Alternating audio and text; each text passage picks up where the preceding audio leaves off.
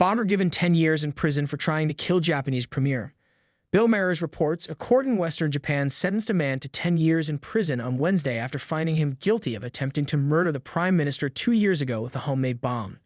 The court in the city of Wakayama found Ryuji Kimura, 25, guilty of attempted murder and 4 charges related to the possession of explosives. In its ruling, the court said Mr. Kimura had sought to kill a prime minister at the time, Fumio Kishida, when he threw the device inside a hall in April 2023.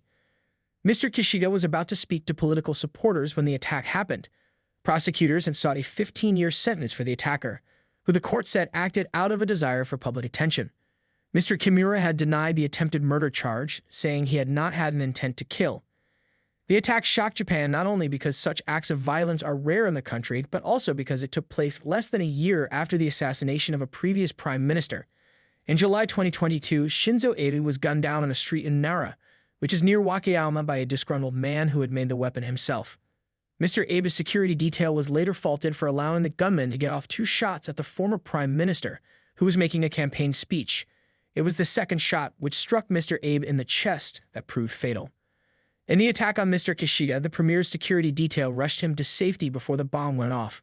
The small explosion by the device, which appeared to be a pipe filled with gunpowder, injured 2 people in the hall in Wakayama, a port city south of Osaka. After he threw the device, Mr. Kimura was wrestled to the ground by the security detail and members of the audience, who were supporters of Mr. Kishida's party.